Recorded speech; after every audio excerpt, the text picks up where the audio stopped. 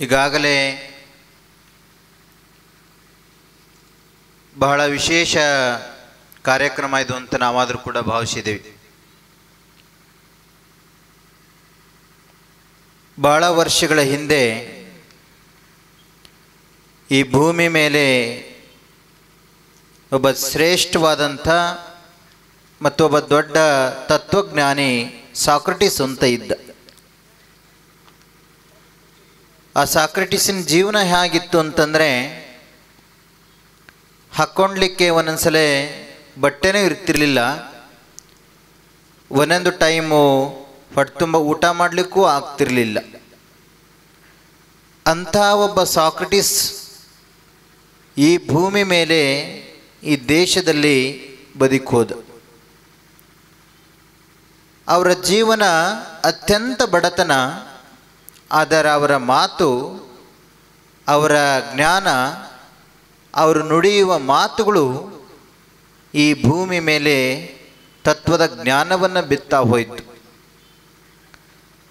ಅಂಥ ಸಾಕ್ರಟಿಸ್ಸು ಒಂದೊಂದು ಮಾತನ್ನು ಹೇಳ್ತಾ ಹೋದದಾಗೆ ನಾಡಿನಲ್ಲಿ ಇರುವಂಥ ಎಲ್ಲ ಯುವಕರು, ಜನರು ಎಲ್ಲವನ್ನು ಮರೆತು ಅವರ ಹಿಂದೆ ಹೋಗೋರು. ಯಾಕೆಂತಂದರೆ ಸಾಕ್ರಟಿಸಿನ ಮಾತು ಅಂತಂದರೆ ಅಷ್ಟೊಂದು ಹಿತಕರವಾಗಿತ್ತು ಅಂಥೇಳಿ. ನೀವು ಮಾತಾಡಿ, ನೀವು ಬೋಧನೆ ಮಾಡಿ ಅಂತ ಹೇಳಿ ಯುವಕರು ಆ ಸಾಕ್ರಟಿಸನ್ ಬೆನ್ನು ಹತ್ಕೊಂಡು ಹೋಗೋರು. ಅಷ್ಟೊಂದು ಮಾತಿಗೆ ಬೆಲೆ ಇತ್ತು. ಹಾಗೆ ಆ ಯುವಕರನ್ನು ಸಂಘಟನೆ ಮಾಡಿದರು. ಒಂದು ದಿನ ಆ ಸಾಕ್ರಟಿಸ್ ಹತ್ರ ಒಬ್ಬ ಮಹಿಳೆ ಬರ್ತಾಳೆ. ಮಹಿಳೆ ಬಂದು ಸಾಕ್ರಟಿಸಿಗೆ ಹೇಳ್ತಾರೆ, ಸಾಕ್ರಟಿಸ್, ನೀನು ಈ ಯುವಕರನ್ನು ಸಂಘಟನೆ ಮಾಡೋದಕ್ಕೋಸ್ಕರವಾಗಿ, ಈ ಯುವಕರನ್ನು ಒಗ್ಗೂಡಿಸೋದಕ್ಕೋಸ್ಕರವಾಗಿ 40-50 ವರ್ಷಗಳ ಕಾಲ ಶ್ರಮವನ್ನು ಪಟ್ಟಿದೆಯಾ. ನಾನು ಕ್ಷಣಾರ್ಧದಲ್ಲಿ ಈ ಯುವಕರನ್ನೆಲ್ಲ ಕೆಡಿಸಿಬಿಡ್ತೀನಿ, ಯುವಕರ ಮನಸ್ಸನ್ನು ಚಂಚಲ ಮಾಡಿ ಹಾಕಿಬಿಡ್ತೀನಿ, ಏನು ಈ ಸಂಘಟನೆ ಇದೆ ಈ ಸಂಘಟನೆಯನ್ನು ಒಡೆದು ಬಿಡ್ತೀನಿ ಅಂತ ಹೇಳಿ ಒಬ್ಬ ಸಾಮಾನ್ಯವಾದ ಮಹಿಳೆ ಹೇಳ್ತಾಳೆ. ಆವಾಗ ಸಾಕ್ರಟಿಸ್ ಒಂದು ಮಾತನ್ನು ಹೇಳ್ತಾನೆ. ಏನು ಅಂತಂದರೆ, ಒಡೆದ್ರೂ ಒಡಿಬೋದು, ಈ ಯುವಕರನ್ನು ಕ್ಷಣಾರ್ಧದಲ್ಲಿ ನೀನು ಕೆಡಿಸ್ಬೋದು. ಯಾಕೆ ಅಂತಂದರೆ ಕೆಡಿಸೋದಕ್ಕೆ ನಿಮ್ಮಂಥ ಒಬ್ಬರು ಸಾಕು, ಕಟ್ಟೋದಕ್ಕೆ ನನ್ನಂಥ ಸಂತರೆ ಬೇಕಾಗುತ್ತೆ ಅಂತ, ಸಾಕ್ರಟಿಸೇ ಬೇಕಾಗುತ್ತೆ ಅಂತ ಹೇಳ್ತಾನೆ. ಯಾಕೆ ಈ ಮಾತನ್ನು ಹೇಳ್ತಿದ್ದೀವಿ ಅಂತಂದರೆ, ಈ ನಾಡಿನಲ್ಲಿ, ಈ ದೇಶದಲ್ಲಿ, ಅದರಲ್ಲೇ ಬಹಳ ಮುಖ್ಯವಾಗಿ ಸಮಾಜಗಳಲ್ಲಿ ಒಡೆಯುವಂಥದ್ದೇ ಹೆಚ್ಚಾಗುತ್ತೆ ವಿನಃ ಕಟ್ಟುವಂಥದ್ದು ಬಹಳ ಕಷ್ಟ ಇದೆ. ಕಟ್ಟೋದಕ್ಕೆ ಮಹಾತ್ಮರೇ ಬೇಕಾಗುತ್ತೆ, ಕಟ್ಟೋದಕ್ಕೆ ಜ್ಞಾನಿಗಳೇ ಬೇಕಾಗುತ್ತೆ, ಕಟ್ಟೋದಕ್ಕೆ ಅಲ್ಲೇ ಇಲ್ಲೇ ಒಬ್ಬೊಬ್ಬರು ಆ ಸಂದರ್ಭಕ್ಕೆ ಅನುಗುಣವಾಗಿ ಹುಟ್ಟುತ್ತಾ ಬರ್ತಾರೆ. ಆದರೆ ದಿನನಿತ್ಯ ಕೆಡಿಸುವಂಥ ಪ್ರಸಂಗಗಳು, ಕೆಡಿಸುವಂಥ ಸಂದರ್ಭಗಳು ದಿನನಿತ್ಯ ನಡೀತಾನೇ ಹೋಗ್ತವೆ. ಇಂಥ ಒಂದು ಸಂದರ್ಭದಲ್ಲೂ ಕೂಡ ನಮ್ಮ ಈ ಧರ್ಮದ ಒಂದು ಸಂಘವನ್ನು ಮಾಡಿಕೊಂಡು ಬಹುಶಃ ಸಾರ್ವಜನಿಕ ಕುರಾನನ್ನು ಏರ್ಪಡಿಸೋದ್ರ ಮುಖಾಂತರವಾಗಿ ಧರ್ಮದಲ್ಲಿರುವಂಥ ಭೇದ ಭಾವಗಳನ್ನು, ಧರ್ಮದಲ್ಲಿರುವಂಥ ವ್ಯತ್ಯಾಸಗಳನ್ನು ಮತ್ತು ಸರ್ವೇ ಜನ ಸುಖಿನೋ ಭವಂತು ಅನ್ನುವಂಥ ತತ್ವವನ್ನು ಇಡೀ ಜಗತ್ತಿಗೆ, ನಾಡಿಗೆ ಸಾರಬೇಕು ಅನ್ನುವಂಥ ಒಂದು ಸಂಘಟನೆಯನ್ನು ಮಾಡಿಕೊಂಡು ಅದರಲ್ಲಿ ಪಬ್ಲಿಕ್ ಆಗಿ ಈ ಥರದ ಕಾರ್ಯಕ್ರಮಗಳನ್ನು ಏರ್ಪಡಿಸೋದು ನಿಜವಾಗಲೂ ಕೂಡ ಆ ಕಾರ್ಯಕರ್ತರಿಗೆ ನಾವು ಅಭಿನಂದನೆಗಳನ್ನು ಸಲ್ಲಿಸಲಿಕ್ಕೆ ಇಷ್ಟಪಡ್ತೀವಿ. ಬಹುಶಃ ಇವತ್ತೊಂದು ವಿಚಾರವನ್ನು ಕೊಟ್ಟಿದ್ದಾರೆ. ಏನು ಅಂತಂದರೆ ಸಂತೃಪ್ತ ಕುಟುಂಬ ಅಂಥೇಳಿ. ಆ ಸಂತೃಪ್ತ ಕುಟುಂಬ ಮತ್ತು ಆದರ್ಶ ಸಮಾಜ ಅಂಥೇಳಿ.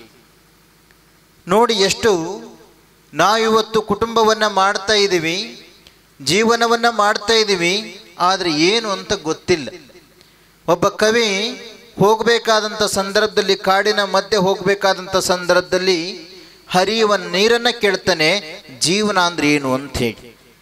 ಆವಾಗ ನೀರು ಹೇಳುತ್ತೆ, ಏನು ಗೊತ್ತಿಲ್ಲ, ಸುಮ್ಮನೆ ಹರಿಯೋದಷ್ಟೇ ಜೀವನ ಅಂತ ಹೇಳುತ್ತೆ. ಮತ್ತೆ ಮುಂದಕ್ಕೆ ಹೋಗಿ ಗಾಳಿಯನ್ನು ಕೇಳ್ತಾನೆ, ಜೀವನ ಅಂದ್ರೆ ಏನು ಅಂಥೇಳಿ. ಗಾಳಿ ಹೇಳುತ್ತೆ, ಸುಮ್ಮನೆ ಬೀಸೋದಷ್ಟೇ ಕೆಲಸ ಅಂತ. ಮತ್ತೆ ಮುಂದಕ್ಕೆ ಹೋಗಿ ಒಂದು ಹಾಡೋ ಹಕ್ಕಿಗಳನ್ನ ಪಕ್ಷಿಗಳನ್ನ ಕೇಳ್ತಾನೆ, ಜೀವನ ಅಂದ್ರೆ ಏನು ನಿಮಗೇನಾದ್ರು ಗೊತ್ತಿದೆಯಾ ಅಂತೇಳಿ. ಇಲ್ಲ, ಜೀವನ ಅಂದ್ರೆ ಸುಮ್ಮನೆ ಹಾಡೋದು ಅಂತ ಹೇಳುತ್ತೆ. ನೋಡಿ, ಹರಿಯುವ ನೀರು, ಬೀಸುವ ಗಾಳಿ, ಆ ಪಕ್ಷಿಗಳಿಗೆ ಜೀವನ ಅಂದ್ರೆ ಏನು ಅಂತಂದ್ರೆ ಗೊತ್ತಿದೆ.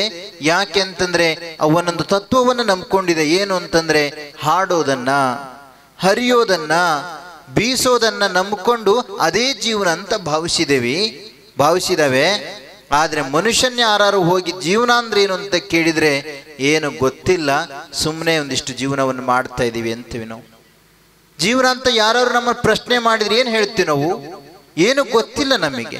ಯಾಕೆ ಅಂತಂದ್ರೆ ಗೊತ್ತಾಗುವ ಪ್ರಸಂಗಗಳಿಗೆ ನಾವು ಕೈ ಹಾಕ್ತಾ ಇಲ್ಲ ಅಂತ ಹೇಳಿ. ಯಾಕೆ ಅಂತಂದ್ರೆ ಆದರ್ಶ ಕುಟುಂಬಗಳು ಇವತ್ತು ಬೇಕಾಗಿದೆ ಅಥವಾ ಬೇಡವಾ ಅನ್ನುವಂಥ ಒಂದು ಪ್ರಶ್ನೆಯನ್ನು ನಾವು ಹಾಕೊಂಡಾಗ ನಿಜವಾಗ್ಲೂ ನಮಗೆ ಯೋಚನೆ ಬರುತ್ತೆ, ಬೇಕಾಗಿದೆ ಅಂತ ಹೇಳಿ. ಯಾಕೆ ಅಂತಂದ್ರೆ ಅದ್ವಿಹಿ ಶುದ್ಧಂತಿ ಗಾತ್ರಾಣಿ ಬುದ್ಧಿ ಜ್ಞಾನೇನ ಶುದ್ಧಂತಿ ಅಂತ ಒಂದು ಮಾತನ್ನು ಹೇಳ್ತಾರೆ. ಹಾಗಾದ್ರೆ ನಾವು ಸಂತೃಪ್ತವಾಗಿ ಜೀವನವನ್ನು ನಡೆಸುವಂಥದ್ದು ಹಾಗೆ, ಸಂತೃಪ್ತವಾಗಿ ನಮ್ಮ ಬದುಕನ್ನು ಸಾಗಿಸ್ಬೇಕಾದ್ರೆ ನಾವೇನನ್ನ ಮಾಡಬೇಕು? ನಮ್ಮ ಜೀವನದಲ್ಲಿ ಸುಖ, ಶಾಂತಿ, ನೆಮ್ಮದಿಯನ್ನು ಕಾಪಾಡಿಕೊಳ್ಬೇಕಾದ್ರೆ ಏನನ್ನ ಮಾಡಬೇಕು? ಇವೆಲ್ಲ ಒಂದು ಪ್ರಶ್ನೆಯಾಗ ಕಾಡ್ತಾ ಇದೆ. ನಾವು ಪ್ರತಿಯೊಬ್ಬರಿಗೂ ಮನುಷ್ಯನಿಗೆ ನೆಮ್ಮದಿ ಅಂದ್ರೆ ಏನಪ್ಪ, ಶಾಂತಿ ಅಂದ್ರೆ ಏನಪ್ಪ, ಅಥವಾ ನಿನ್ನ ಬದುಕು ಅಂದ್ರೆ ಏನಪ್ಪ ಅಂತ ಯಾರು ಹೋಗಿ ನಾವು ಕೇಳ್ಕೊಂಡ್ರೆ ಅಥವಾ ನಮ್ಮಷ್ಟಕ್ಕೆ ನಾವೇ ಪ್ರಶ್ನೆಯನ್ನು ಮಾಡಿಕೊಂಡ್ರೆ ನಮಗೇನು ಪ್ರಶ್ನೆಗೆ ಉತ್ತರನೇ ಗೊತ್ತಿಲ್ಲ. ಎಲ್ಲವೂ ಪ್ರಶ್ನೆಯಾಗಿ ಇದ್ದೇವೆ ವಿನಃ ಅದು ಉತ್ತರ ಇವತ್ತಿಗೂ ಸಿಗುವಂತ ಕೆಲಸ ಆಗ್ತಾ ಇಲ್ಲ.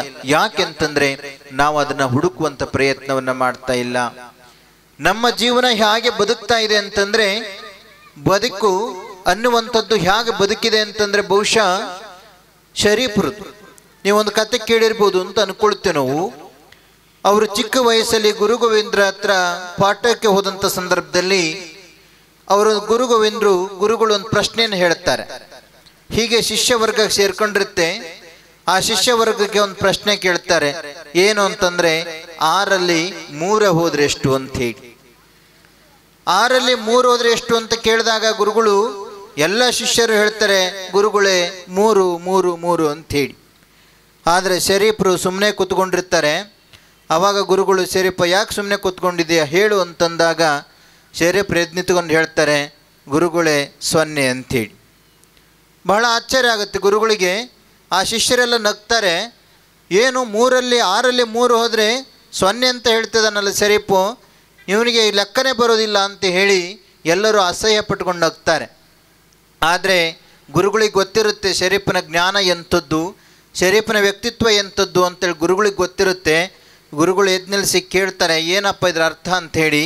ಅವಾಗ ಶರೀಫ್ ಹೇಳ್ತಾ ಹೋಗ್ತಾನೆ, ಹೌದು ಗುರುಗಳೇ, ನೀವು ಕೇಳಿದ್ದು ಅದು ಆಧ್ಯಾತ್ಮಿಕದ ಪ್ರಶ್ನೆ, ನಾನು ಹೇಳಿದ್ದು ಅದು ಪಾರಮಾರ್ಥದ ಉತ್ತರ.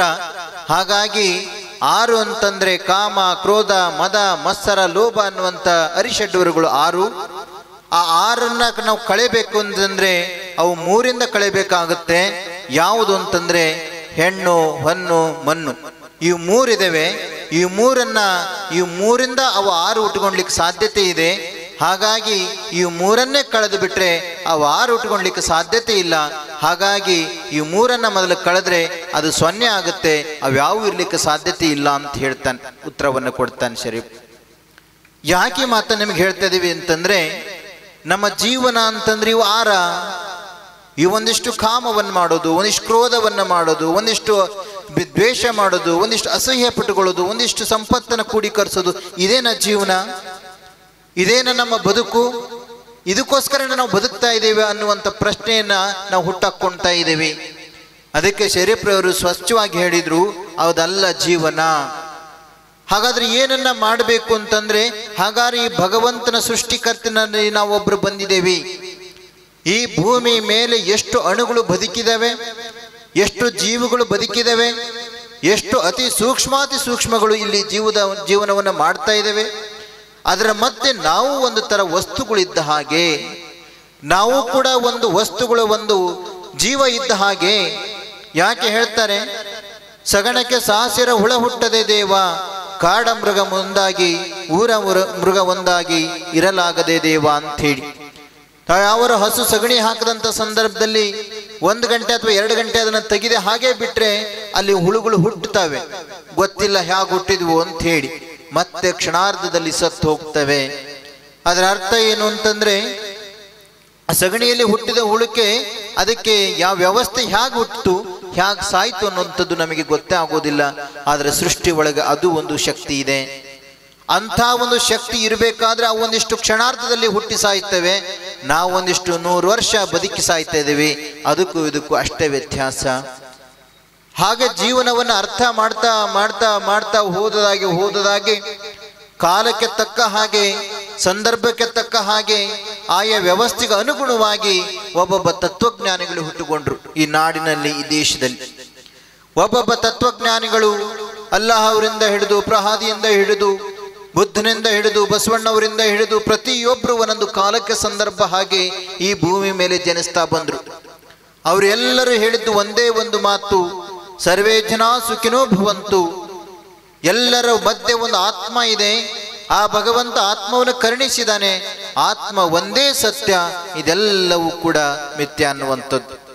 ಯಾಕೆ ಅಂತಂದ್ರೆ ಈ ಭೂಮಿ ಸುಮ್ಮನೆ ಇದೆ. ಅದಕ್ಕೆ ಹೇಳ್ತಾರೆ, ಪೃಥ್ವಿಯನ್ನು ಅತಿಗಳೆದು ಅಪ್ಪುವಿಲ್ಲ, ಅಪ್ಪುವನ ಅತಿಗಳೆದು ವಾಯುವಿಲ್ಲ, ವಾಯುವಿನ ಅತಿಗಳೆದು ಅಗ್ನಿ ಇಲ್ಲ, ಅಗ್ನಿಯ ಅತಿಗಳೆದು ನಾದವಿಲ್ಲ, ಬಿಂದುವಿಲ್ಲ, ಕಲೆ ಇಲ್ಲ ನೋಡ. ಕಲೆಯ ನತಿಗಳೆದು ಆತ್ಮವಿಲ್ಲ, ಆತ್ಮವ ನತಿಗಳೆದು ಗುಹೇಶ್ವರನೆಂಬ ಲಿಂಗವಿಲ್ಲ ಕಾಣಿರ ಅಂತ ಶರಣರು ಹೇಳ್ತಾರೆ. ಅದರ ಅರ್ಥ, ಭೂಮಿಯನ್ನ ಬಿಟ್ಟು ನಾನಿಲ್ಲ, ನನ್ನನ್ನ ಬಿಟ್ಟು ಭೂಮಿ ಇಲ್ಲ. ಯಾಕೆ ಅಂತಂದ್ರೆ ಇದು ಪ್ರಕೃತಿ ವಿಶಾಲವಾಗಿ ಗಾಳಿ ಇದೆ, ಆ ಗಾಳಿಯ ಮಧ್ಯದಲ್ಲಿ ಒಂದು ಅಗ್ನಿ ತತ್ವ ಇದೆ. ಈ ಭೂಮಿಯ ಮೇಲೆ ಅಗ್ನಿ ತತ್ವ, ವಾಯು ತತ್ವ ಎಲ್ಲವೂ ಹರಡಿಕೊಂಡಿದೆ. ಅದರ ಮಧ್ಯೆ ಈ ದೇಹ ಅಂತ ಇದೆ, ಆ ದೇಹದ ಮಧ್ಯದಲ್ಲಿ ಒಂದು ಆತ್ಮ ಇದೆ, ಆತ್ಮವನೇ ಭಗವಂತ ಅಂತ ಭಾವಿಸಿದ್ರು. ಯಾಕೆ ಅಂತಂದ್ರೆ ನಾವು ತಿಳ್ಕೊಳ್ಬೇಕಾಗಿದೆ, ಯಾರೂ ಕೂಡ ಇದಕ್ಕೆ ಬೆಲೆಯನ್ನು ಕೊಡ್ತಾ ಇಲ್ಲ. ಇದರ ಒಳಗಡೆ ಇರುವಂತ ಶಕ್ತಿಗೆ ಬೆಲೆಯನ್ನು ಕೊಡ್ತಾ ಇಲ್ಲ, ಇದರ ಒಳಗಡೆ ಇರುವಂತ ಆತ್ಮಕ್ಕೆ ನಾವು ಬೆಲೆಯನ್ನು ಕೊಡ್ತಾ ಇಲ್ಲ. ನಾವೆಲ್ಲರೂ ಬೆಲೆಯನ್ನು ಕೊಡೋದು ಯಾವುದಕ್ಕೆ ಅಂತಂದ್ರೆ ಅದು ಹೊರಗಡೆ ಕಾಣೋದಕ್ಕೆ ಮಾತ್ರ, ಅದು ಹೊರಗಡೆ ಇರೋದಕ್ಕೆ ಮಾತ್ರ. ಅದು ಹೊರಗಡೆ ಇದಕ್ಕೆ ಹೇಳ್ತಾರೆ, ಅದ್ವಿಹಿ ಶುದ್ಧಂತಿ ಗಾತ್ರಾಣಿ ಬುದ್ಧಿ ಜ್ಞಾನೇನ ಶುದ್ಧಂತಿ. ಎರಡು ಸ್ವಚ್ಛವಾಗಬೇಕು. ಒಂದು ಹೊರಗಡೆ ಸ್ವಚ್ಛವಾಗಬೇಕು, ಇನ್ನೊಂದು ಒಳಗಡೆನೂ ಸ್ವಚ್ಛವಾಗಬೇಕು. ಒಳಗಡೆ ಸ್ವಚ್ಛ ಮಾಡೋದು ಜ್ಞಾನದಿಂದ, ಹೊರಗಡೆ ಸ್ವಚ್ಛ ಮಾಡೋದು ಅದು ಶುದ್ಧವಾದಂಥ ನೀರಿನಿಂದ ಅಥವಾ ಶುದ್ಧವಾದ ವಸ್ತುಗಳಿಂದ ಅಂತ ಹೇಳ್ತಾರೆ. ಹಾಗಾದ್ರೆ ಹೊರಗಡೆ ಅಂದ್ರೆ ಯಾವುದು? ಹೊರಗಡೆ ಕಾಣೋದು ಎಲ್ಲದೂ ಕೂಡ ಒಂದು ಸಮಾಜ, ಅದು ಕೂಡ ಹೊರಗಡೆ ಕಾಣೋದೆ. ಒಂದು ದೇಹ, ಅದು ಕೂಡ ಹೊರಗಡೆ ಕಾಣೋದೆ. ಒಂದು ವಸ್ತುಗಳು, ಅವೆಲ್ಲವೂ ಹೊರಗಡೆ ಕಾಣೋವೆ. ಪ್ರತಿಯೊಂದು ಕೂಡ ಹೊರಗಡೆ ಕಾಣೋದೇನಿದೆ ಅದು ಬಹಿರಂಗ ಅಂತ ಕರೆದ್ರು. ನಮಗೆ ಬಹಿರಂಗನೂ ಶುದ್ಧವಾಗಬೇಕು, ಅಂತರಂಗನೂ ಶುದ್ಧವಾಗಬೇಕು. ಆದ್ರೆ ಅಂತರಂಗ ಶುದ್ಧವಾಗಬೇಕಾದ್ರೆ ಅಷ್ಟು ಸುಲಭವಾದ ಕೆಲಸವಲ್ಲ. ಬಹಿರಂಗ ಬೇಕಾದ್ರೆ ನಾವು ಶುದ್ಧ ಮಾಡ್ಕೊಳ್ಬಹುದು. ಯಾವುದಾದ್ರೂ ನಮಗೆ ಗಲೀಜಾದ್ರೆ, ಕೆಟ್ಟೋದ್ರೆ ಅಥವಾ ಅದು ಅಸಹ್ಯವಾಗಿ ಕಂಡ್ರೆ ಅದನ್ನು ಯಾವ ರೀತಿಯಲ್ಲಾದ್ರೂ ಕೂಡ ಹೊಳಪನ್ನ ಮಾಡ್ಕೋಬಹುದು. ಆದ್ರೆ ನಮಗೆ ಒಳಗಡೆ ಶುದ್ಧವಾಗಬೇಕು ಅಂತಂದ್ರೆ ಅದಕ್ಕೆ ಒಂದು ಜ್ಞಾನ ಅಂತ ಬೇಕಾಗುತ್ತೆ. ಆ ಜ್ಞಾನ ತಿಳಿಬೇಕಾದ್ರೆ ಅದಕ್ಕೆ ಭಗವಂತ ಅನ್ನುವಂಥದ್ದು ಅಥವಾ ಮಹಾತ್ಮರೇನು ಹಾಕಿಕೊಟ್ಟು ಹೋದ್ರು, ಅದು ಗ್ರಂಥಗಳ ರೂಪದಲ್ಲಿ, ಅದು ಕುರಾನ್ ಇರ್ಬೋದು, ಅದು ಬೈಬಲ್ಲೇ ಇರ್ಬೋದು, ಅಥವಾ ಬೇರೆ ಬೇರೆ ಗ್ರಂಥಗಳೇ ಇರಬಹುದು. ಅವೆಲ್ಲವೂ ಕೂಡ ನಮ್ಮ ಮುಂದೆ ಕಾಣುವಂತ ಕನ್ನಡಿ ಇದ್ದ ಹಾಗೆ. ಯಾಕೆಂತಂದ್ರೆ ನಮಗೆ ಗೊತ್ತಿಲ್ಲ, ಆ ಗೊತ್ತ ಇಲ್ಲದ ಹಾಗಿರೋದನ್ನ ನೋಡ್ಕೊಳ್ಲಿಕ್ಕೆ ಹೇಗೆ ಕನ್ನಡಿಯನ್ನು ಉಪಯೋಗಿಸ್ಕೊಳ್ತೇವೋ ಹಾಗೆ ನಮ್ಮ ಜೀವನದ ಜ್ಞಾನವನ್ನು ಬಿಚ್ಚಿಡೋಕ್ಕೋಸ್ಕರವಾಗಿ, ನಮ್ಮ ಜೀವನದ ಜ್ಞಾನವನ್ನು ಅರ್ಥ ಮಾಡ್ಕೊಳ್ಳೋದಕ್ಕೋಸ್ಕರವಾಗಿ ಈ ಜ್ಞಾನ ಅನ್ನುವಂಥ ಗ್ರಂಥಗಳನ್ನ ನಾವು ಓದಬೇಕಾಗುತ್ತೆ. ಅದರಲ್ಲಿರುವಂಥ ಗ್ರಂಥಗಳ ಆಧಾರದ ಮೇಲೆ ಇರುವಂಥ ತತ್ವಜ್ಞಾನಗಳನ್ನ ನಾವು ಅರ್ಥ ಮಾಡ್ಕೊಂತ ಹೋದಾಗ ಜೀವನ ಅಂದ್ರೆ ಏನು ಅಂತ ಗೊತ್ತಾಗುತ್ತೆ. ಬಹಳ ಜನ ಪ್ರಶ್ನೆ ಮಾಡ್ಕೊಳ್ಳೋಣ, ಈ ದೇಶದಲ್ಲಿ, ಭೂಮಿ ಮೇಲೆ ಅಥವಾ ಇಡೀ ವಿಶ್ವದಲ್ಲಿ ನಾವು ಯಾರನ್ನು ಪೂಜೆ ಮಾಡ್ತಾ ಇದ್ದೀವಿ ಅಂತಂದ್ರೆ ಸುಮ್ಮನೆ ಯೋಚನೆ ಮಾಡೋಣ. ನಮ್ಮಂತ ಕೋಟ್ಯಾಂತರ ಜನ ಈ ಭೂಮಿ ಮೇಲೆ ಬದುಕಿದ್ದೀವಿ, ನಮ್ಮಂತ ಲಕ್ಷಾಂತರ ಕೋಟ್ಯಾಂತರ ಜನ ನಾವು ಇಲ್ಲಿ ಬದುಕಿದ್ದೇವೆ. ಆದ್ರೆ ನಮ್ಮನ್ನು ಯಾರು ಇಟ್ಕೊಂಡು ಪೂಜೆ ಮಾಡೋದಿಲ್ಲ. ಯಾಕೆ ಅಂತಂದ್ರೆ ನಾವು ಈ 6ರ ಒಳಗಡೆ ಜೀವನದಲ್ಲಿ ಬದುಕ್ತಾ ಇದ್ದೇವೆ. ಅದೇ ನಾವು ಫೋಟೋ ಇಟ್ಕೊಂಡು ಯಾರನ್ನ ಇವತ್ತು ಪೂಜೆ ಮಾಡ್ತಾ ಇದೀವಿ ಮಹಾತ್ಮರು ಅಂತ ಹೇಳಿ, ಅವರು 6ರನ್ನ ಬಿಟ್ಟಿದ್ರಿಂದ ಅವರ ಜೀವನದಲ್ಲಿ 0 ಅನಿಸ್ಕೊಂಡ್ರೂ ಪರವಾಗಿಲ್ಲ, ಆದರೆ ದೇವರ ದೃಷ್ಟಿಯಲ್ಲಿ ಅದಕ್ಕೆ ಅಂಕ ಕಟ್ಟಲಕ್ಕಾಗದರ ಮಹತ್ವವನ್ನು ಪಡ್ಕೊಂಡ್ರು, ಶಕ್ತಿಯನ್ನು ಪಡ್ಕೊಂಡ್ರು ಅಂತೇಳಿ ಅಂಥವ್ರನ್ನ ನಾವು ಇವತ್ತು ಪೂಜೆ ಮಾಡ್ತಿದ್ದೇವೆ, ತಿಳ್ಕೊಳ್ಬೇಕಾಗಿದೆ. ಹಾಗಾಗಿ ನಾವು ಬರೀ ಬಂದು ಸಂಸಾರ ಮಾಡಿದ್ವಿ, ಒಂದಿಷ್ಟು ಮಕ್ಕಳಾದ್ವು, ಒಂದಿಷ್ಟು ಆಸ್ತಿ ಮಾಡಿದ್ವಿ, ಒಂದಿಷ್ಟು ಸಂಪತ್ತನ್ನ ಮಾಡಿದ್ವಿ, ಒಂದಿಷ್ಟು ಹೊಡೆದಾಡ್ಕೊಂಡ್ವಿ ಬಡದಾಡ್ಕೊಂಡ್ವಿ, ಇದೇನ ಜೀವನ? ಇದೇ ಇಷ್ಟಕ್ಕೆ ನಾವು ಬದುಕ್ತಾ ಇದ್ದೇವಾ, ಬದುಕಬೇಕಾ ಅನ್ನುವಂಥ ಪ್ರಶ್ನೆಯನ್ನು ಹಾಕ್ಕೊಂಡಾಗ ನಮಗೆ ಅನಿಸುತ್ತೆ ಇದು ಜೀವನ ಅಲ್ಲ. ಇದರಿಂದ ಆಚೆ ಏನೋ ಒಂದಿದೆ, ಅದನ್ನು ಪಡ್ಕೊಳ್ಳೋದಕ್ಕೋಸ್ಕರ ನಾವು ಬಂದಿದ್ದೀವಿ.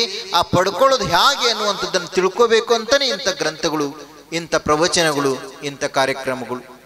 ಅದಕ್ಕೆ ಹೇಳ್ತಾರೆ, ಬಹುಶಃ ನಾವೇನೇ ಮಾಡಿದ್ರೂ ಕೂಡ ಒಂದು ಅರ್ಥಗರ್ಭಿತವಾಗಿ ಮಾಡಬೇಕು, ಏನೇ ತಿಳಿದ್ರೂ ಕೂಡ ಆ ಜ್ಞಾನವನ್ನು ತಿಳಿದಿರಬೇಕು ಅಂತ ಹೇಳಿ. ಯಾಕೆ ಅಂತಂದ್ರೆ ನಮಗೆ ಜ್ಞಾನ ಅಷ್ಟು ಸುಲಭವಾಗಿ ಬರುವಂಥದ್ದಲ್ಲ. ಅದಕ್ಕೊಂದು ಚಿಕ್ಕ ಕಥೆಯನ್ನು ಹೇಳೋದಾದ್ರೆ, ಒಬ್ಬ ಜಡ್ಜ್ ಇದ್ರು. ಆ ಜಡ್ಜು ಅವರು ಬಹುಶಃ ವಯಸ್ಸಾಯಿತು, ವಯಸ್ಸಿನ ಇತ್ತು, ತೀರ್ಕೊಂಡಾಗ ಮೇಲೆ ಒಂದು ಕಾಲದೇವತೆ ಅಂತ ಯಮಧರ್ಮ ಅಂತ ಕರಿತೀವಿ ನಾವು ಆಡೋ ಭಾಷೆಯಲ್ಲಿ. ಆ ಯಮಧರ್ಮ ನಂತರ ಜಡ್ಜು ಹೋತು ಆತ್ಮ. ಈ ಜಡ್ಜು ಯಮನನ್ನೇ ಪ್ರಶ್ನೆ ಮಾಡಿದ, ಏನು ಅಂತಂದ್ರೆ, ನಾನು ಒಬ್ಬ ಜಡ್ಜ್ ಇದ್ದೀನಿ, ನಾನು ಒಬ್ಬ ಅಪರಾಧಿಯನ್ನ ಜೈಲಿಗೆ ಕರ್ಕೊಂಬರ್ಬೇಕಾದ್ರೆ ಅಥವಾ ಕೋರ್ಟಿಗೆ ಕರೆಸ್ಬೇಕು ಅಂತಂದ್ರೆ ನಾನು 3 ಅಥವಾ 4 ನೋಟಿಸನ್ನು ಕಳಿಸ್ತೇನೆ. ಆ ನೋಟಿಸಿಗೆ ಕಳಿಸಿದ ಮೇಲೂ ಆ ವ್ಯಕ್ತಿ ಬರದೇ ಹೋದಾಗ ಪೊಲೀಸರನ್ನ ಕಳಿಸಿ ನಾನು ಅಪರಾಧಿನ ಕರ್ಕೊಂಬರ್ತೀನಿ. ನೀನು ಯಮಧರ್ಮ ಆಗಿ ದೇವರಾಗಿ ನನಗೆ ನೋಟಿಸ್ ಕಳಿಸ್ದಂಗೆ ನನ್ನ ಕರ್ಕೊಂಬಂದಿದೆಯಲ್ಲ, ಇದು ಸರಿನಾ ಅಂತ ಯಮಗೆ ಪ್ರಶ್ನೆ ಮಾಡಿದ ಜಡ್ಜ್. ಅವಾಗ ಯಮ ಹೇಳ್ದ, 1 2 ನಿನಗೆ ಎಷ್ಟು ನೋಟಿಸ್ ಕಳಿಸಿದ್ದೀನಿ, ನೀನು ಯಾವುದಕ್ಕೂ ಎಚ್ಚೆತ್ಕೊಳ್ಳಿಲ್ವಲ್ಲ ಅಂತ. ಅವಾಗ ಜಡ್ಜ್ ಹೇಳಿದ, ಯಾವುದು ಕಳಿಸಿದಿ ನೋಟಿಸ್ ಅಂಥೇಳಿ. ಅವಾಗ ದೇವ್ರು ಹೇಳ್ತಾ ಹೋದ, ಯಮಧರ್ಮ ಹೇಳ್ತಾ ಹೋಗ್ತಾನೆ, ಏನು ಅಂತಂದ್ರೆ, ಮೊದಲನೇ ನೋಟಿಸ್ ಏನು ಅಂತಂದ್ರೆ, ತಲೆ ಕೂದಲನ್ನ ಬೆಳ್ಳಗೆ ಮಾಡ್ತಾ ಬಂದೆ. ನೀನು ಅಲ್ಲಿ ನನಗೆ ಕರೆ ಬಣ್ಣ ಬಡ್ಕೊಂಡು ಅಲ್ಲಿ ನನಗೆ ಮೋಸ ಮಾಡಿದೀಯಾ. 2ನೇದ್ದು, ನಿನ್ನ ಕಣ್ಣುಗಳನ್ನ ಮಂಜು ಮಾಡ್ತಾ ಬಂದೆ, ಅಲ್ಲಿ ಕನ್ನಡಕ ಹಾಕೊಂಡು ಅಲ್ಲಿ ನನಗೆ ಮೋಸ ಮಾಡಿದೀಯಾ. 3ನೇ ನೋಟಿಸು, ನಿನ್ನ ಕಾಲುಗಳನ್ನ ಸ್ವಲ್ಪ ಕೈಗಳನ್ನ ಎಲ್ಲವೂ ವೀಕ್ ಮಾಡಿದೆ, ಅಲ್ಲೂ ನೀನು ನನಗೇನೋ ಮಾಡಿದಿ, ಕೈಯು ಕಾಲ ಹಾಕ್ಕೊಂಡು ಅಲ್ಲೂ ನನಗೆ ಮೋಸ ಮಾಡಿದಿ.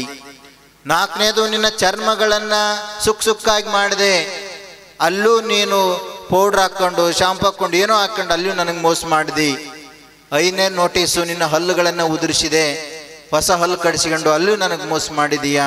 1 2 ನೋಟಿಸ್ ಕಳಿಸಿದ್ದು, ನಿನಗೆ 5 ನೋಟಿಸ್ ಕಳಿಸಿದ್ದೀನಿ, ನೀನು ಒಂದು ಎಚ್ಚೆತ್ಕೊಳ್ಳಿಲ್ಲ, ಅದಕ್ಕೆ ನಾನು ಕರ್ಕೊಂಡು ಬಂದೆ ಅಂತ ಯಮಧರ್ಮ ಹೇಳಿದ.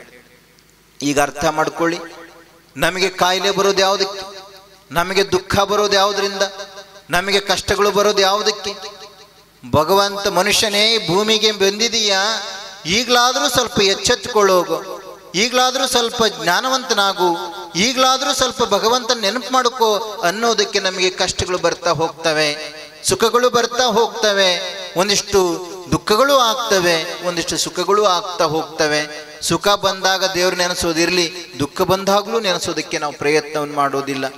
ಅಂಥ ಒಂದು ಜ್ಞಾನ ನಮಗೆ ಬರಬೇಕು ಅಂತಂದ್ರೆ ಇದು ಯಾವಾಗಲೂ ವಯಸ್ಸಾದ್ಮೇಲೆ ಬರುವಂಥದ್ದಲ್ಲ, ಅಥವಾ ಎಲ್ಲವನ್ನೂ ನಾನು ಬಿಟ್ಟನಪ್ಪ ಇನ್ನು ಆಮೇಲೆ ಬರುತ್ತೆ ಜ್ಞಾನ ಅಂತಂದ್ರು ಬರುವಂಥದ್ದಲ್ಲ. ಈ ಜ್ಞಾನ ಬರಬೇಕಾತಂತಂದ್ರೆ ಯಾವಾಗ ಬರಬೇಕು ಅಂತಂದ್ರೆ ಇದು ಮೊದಲಿಂದನೇ ಬರಬೇಕು, ಇದು ಮೊದಲ ಮಕ್ಕಳಿಂದಾಗಿಂದೇ ಬರಬೇಕು. ನೀವು ಮಕ್ಕಳಿದ್ದಾಗಿಂದ ಆ ಮಕ್ಕಳಿಗೆ ಸಂಸ್ಕಾರವನ್ನು ಕೊಟ್ಕೊಳ್ತಾ ಬಂದ್ರೆ ಆ ಮಕ್ಕಳು ಆ ಜ್ಞಾನದಲ್ಲಿ ಹೋಗ್ತಾ ಹೋಗ್ತಾ ದೊಡ್ಡ ಜ್ಞಾನವಂತರಾಗ್ಲಿಕ್ಕೆ ಸಾಧ್ಯತೆ ಇದೆ ಅಂತ ಹೇಳಿ. ಯಾಕೆಂತಂದ್ರೆ ಹಂಗಾರೆ ಇವು ಆಸ್ತಿ ಬೇಡವಾ, ಸಂಪತ್ತು ಬೇಡವಾ ಅಂತ ನೀವು ಪ್ರಶ್ನೆ ಕೇಳ್ಬೋದು. ಬೇಕು, ಆದ್ರೆ ಅದೇ ಜೀವನ ಅಲ್ಲ.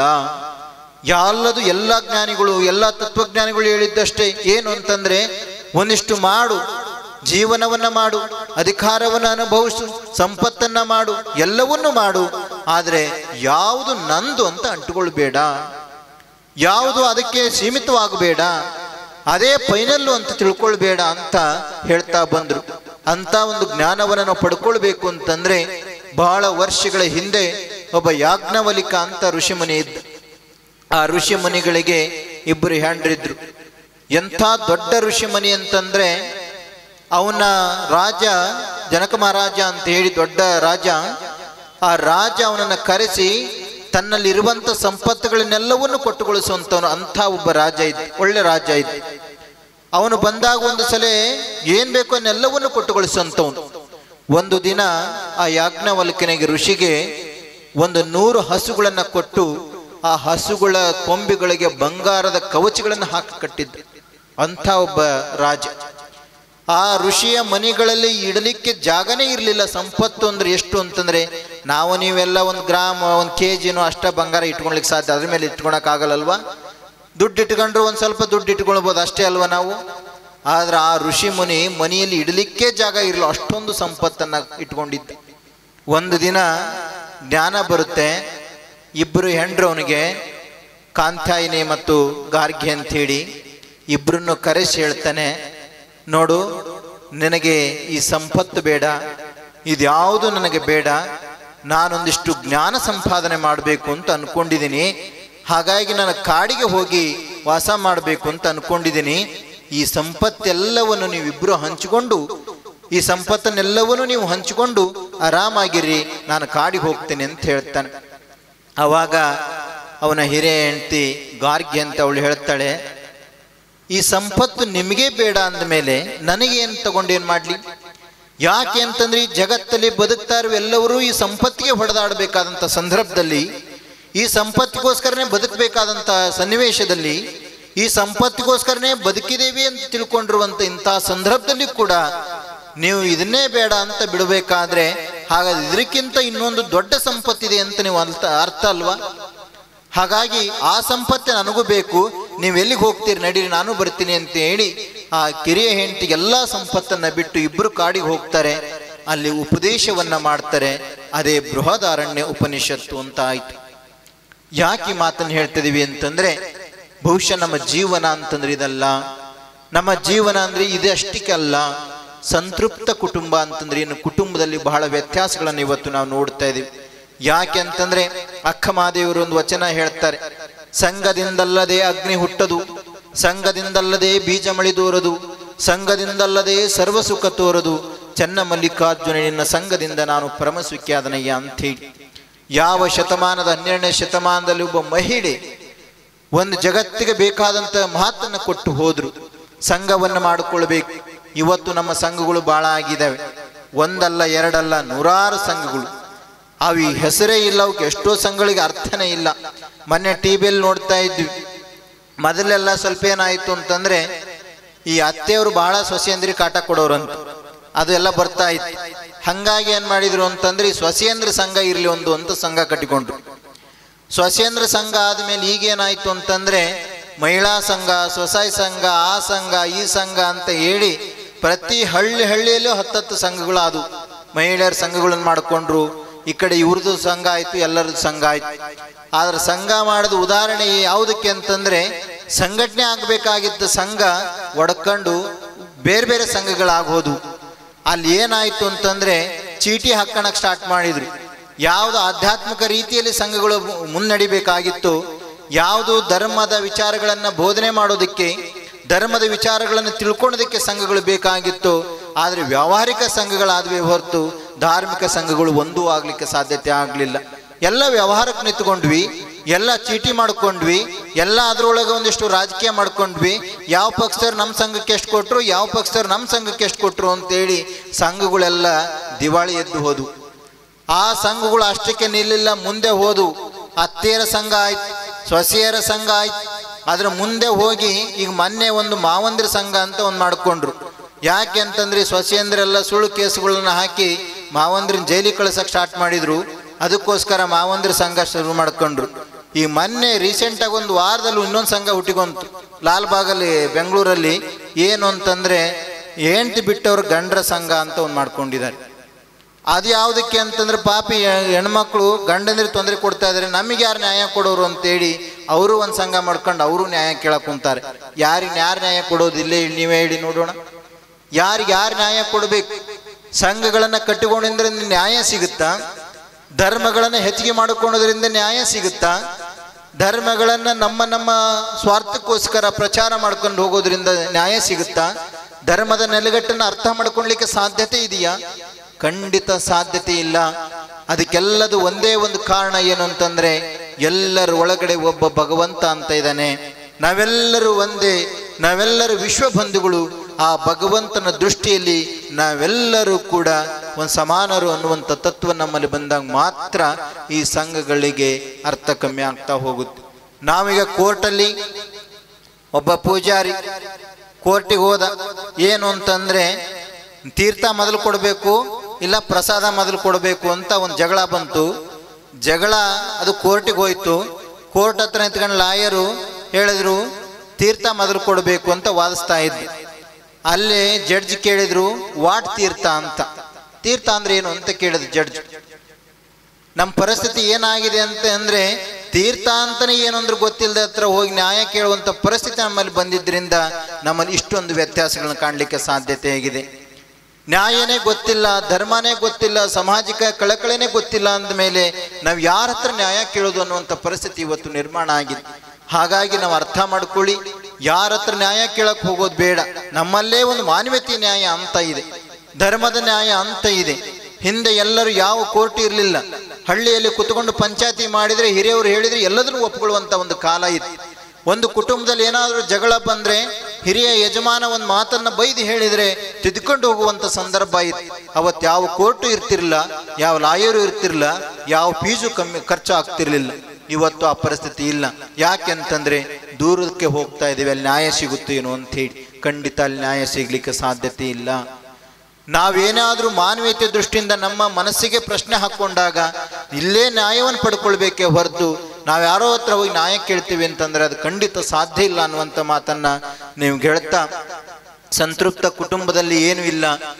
ನಾವು ಎಲ್ಲವನ್ನು ಯಾಕೆ ಅಂತಂದ್ರೆ ಒಂದಿಷ್ಟು ಪ್ರೀತಿಸ್ಬೇಕು. ಆದ್ರೆ ಇವತ್ತು ಪ್ರೀತಿ ಏನಾಗ್ತಾ ಇದೆ ಅಂತಂದ್ರೆ ಅದು ಸ್ವಾರ್ಥಕ್ಕೆ ಬಂದಿದೆ. ಅದಕ್ಕೊಂದು ಶ್ಲೋಕ ಹೇಳ್ತಾರೆ, ನ ವರೆ ಸರ್ವಸ್ಯ ಕಾಮಾಯ ಸರ್ವಂ ಪ್ರಿಯಂ ಭವತಿ, ಆತ್ಮನಸ್ತು ಕಾಮಾಯ ಸರ್ವಂ ಪ್ರಿಯಂ ಭವತಿ. ನ ವರೆ ಪುತ್ರಸ್ಯ ಕಾಮಾಯ ಸರ್ವಂ ಪ್ರಿಯಂ ಭವತಿ, ಆತ್ಮನಸ್ತು ಕಾಮಾಯ ಪುತ್ರಂ ಪ್ರಿಯಂ ಭವತಿ. ನ ವರೆ ಪತಿ ಪ್ರಿಯೋ ಭವತಿ, ಆತ್ಮನಸ್ತು ಕಾಮಾಯ ಪತಿ ಪ್ರಿಯೋ ಭವತಿ ಅಂತ ಹೇಳ್ತಾರೆ. ಗಂಡನನ್ನ ಪ್ರೀತಿಸೋದು ಯಾವುದಕ್ಕೆ?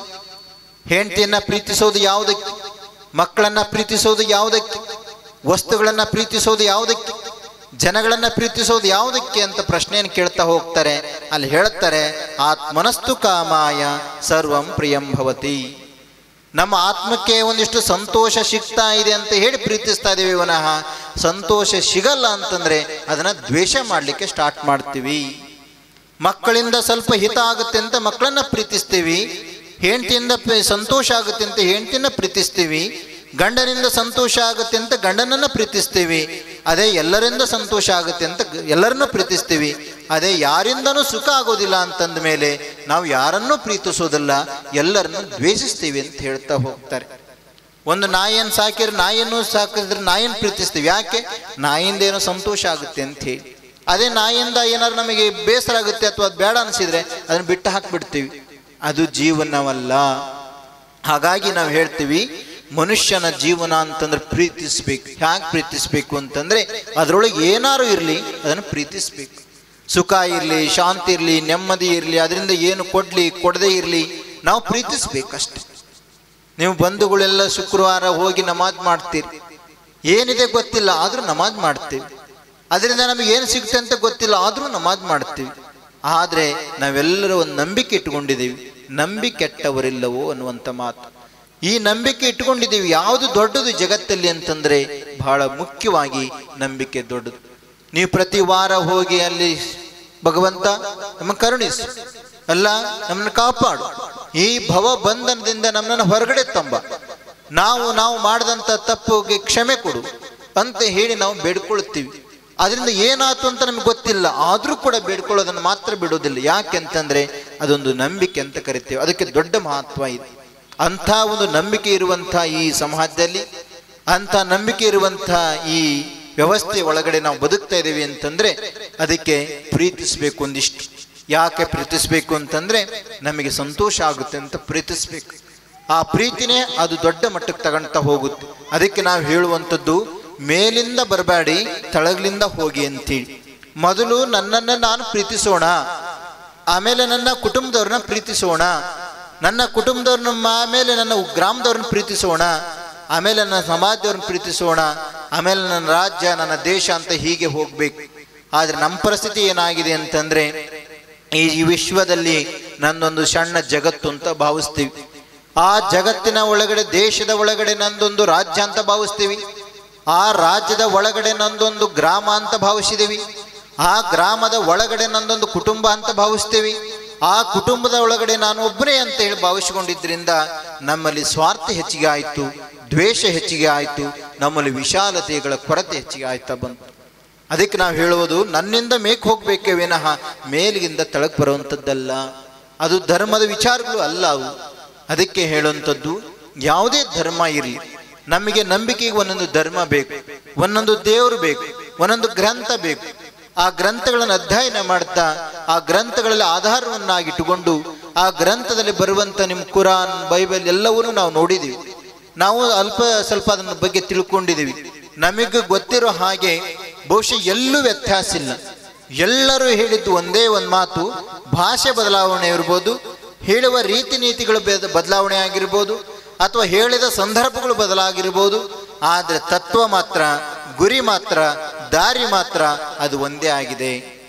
ಅಂಥ ಒಂದು ಜ್ಞಾನವನ್ನು ಸಂಪಾದನೆ ಮಾಡಬೇಕಾದ್ರೆ ಬಹುಶಃ ನಾವೆಲ್ಲರೂ ಕೂಡ ಒಂದು ಶಕ್ತಿತ್ವಾದಂಥ ಸಂಘಟನೆ, ಶಕ್ತಿತ್ವಾದಂಥ ಹೋರಾಟ, ಶಕ್ತಿತ್ವಾದಂಥ ತತ್ವಜ್ಞಾನದಲ್ಲಿ ನಾವು ಮುಂದುವರಿಬೇಕಾಗಿದೆ. ಅಂತ ಆದರ್ಶ ಅವಾಗ ಏನಾಗುತ್ತೆ ಅಂತಂದ್ರೆ ಆದರ್ಶ ಸಮಾಜ ಅಂತ ಕಟ್ಟಲಿಕ್ಕೆ ಸಾಧ್ಯತೆ ಆಗುತ್ತೆ. ಕುಟುಂಬದಲ್ಲಿ ನಾನು ತೃಪ್ತಿ ಆಗಬೇಕು ಅಂತಂದ್ರೆ ನನ್ನ ಕುಟುಂಬ, ನಾನು ತೃಪ್ತಿ ಆಗದೆ ನನ್ನ ಕುಟುಂಬ ತೃಪ್ತಿ ಆಗ್ಲಿಕ್ಕೆ ಸಾಧ್ಯತೆನೇ ಇಲ್ಲ.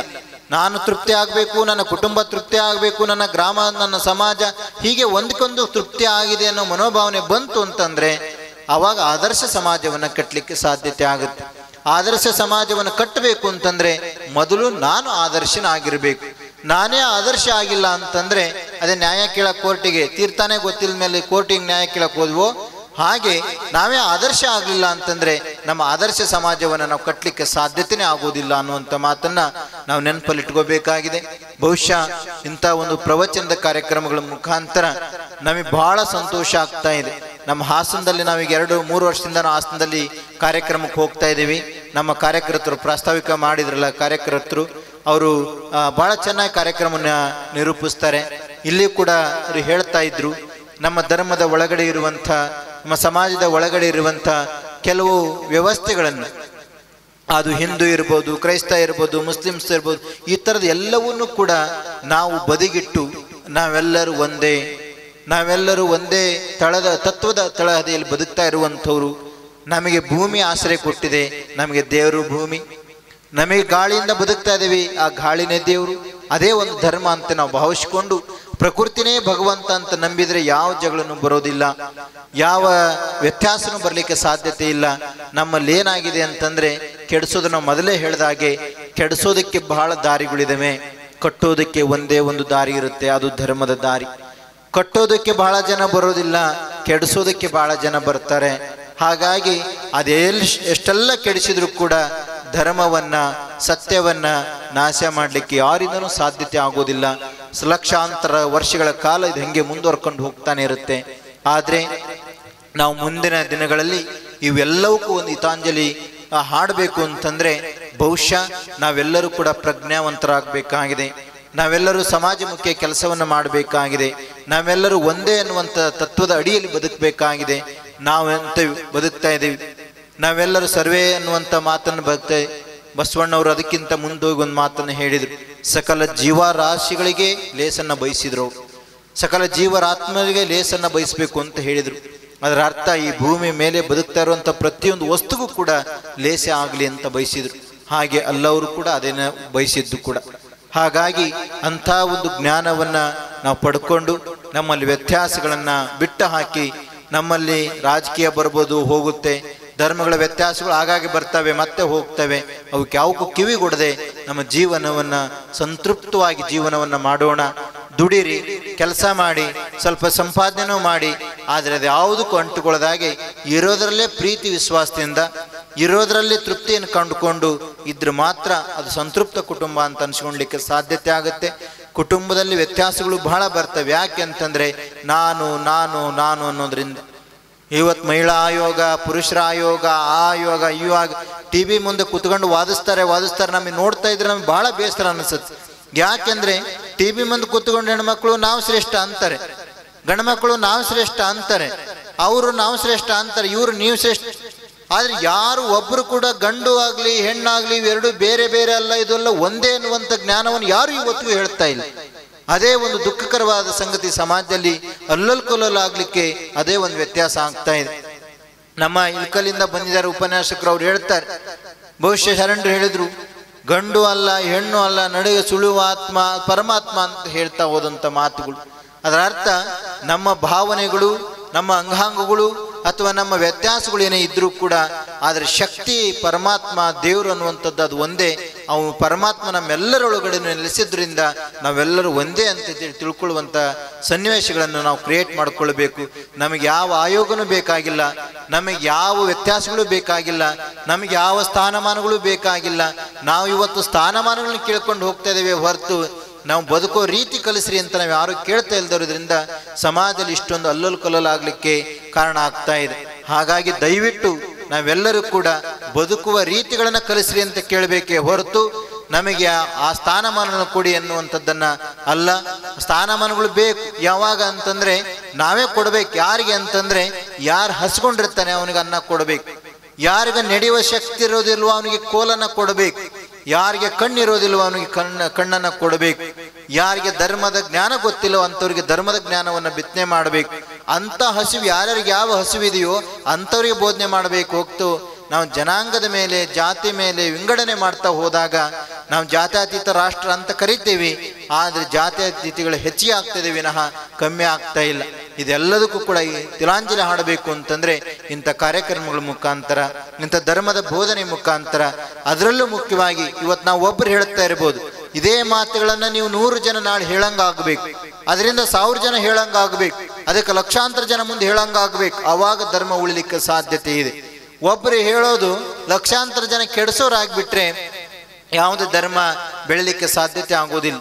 ಅಂಥ ಒಂದು ಕೆಲಸವನ್ನು ನಾವು ನೀವೆಲ್ಲರೂ ಕೂಡ್ಕೊಂಡು ಮಾಡೋಣ ಅನ್ನುವಂಥ ಮಾತನ್ನು ಕೂಡ ಹೇಳ್ತಾ ಮತ್ತೊಮ್ಮೆ ಕಾರ್ಯಕ್ರಮವನ್ನು ನಿರೂಪಿಸಿದಂಥ ನಮ್ಮ ಬೇಲೂರು ಘಟಕದ ಸಂಘದವರಿಗೆ ನಾವು ಅಭಿನಂದನೆಗಳನ್ನು ಸಮರ್ಪಿಸ್ತಾ, ಬಹಳ ಪ್ರಮುಖವಾಗಿ ಎಲ್ಲ ಕಡೆ ಈಗ ಮಾಡ್ತಾ ಇದ್ದಾರೆ. ನಾವು ಚಿಕ್ಕಮಗಳೂರದ್ದು ಇವತ್ತು ಕಾರ್ಯಕ್ರಮದ ಲೆಟ್ರ್ ಬಂತು, ಇದೇ ಥರದ ಕಾರ್ಯಕ್ರಮ.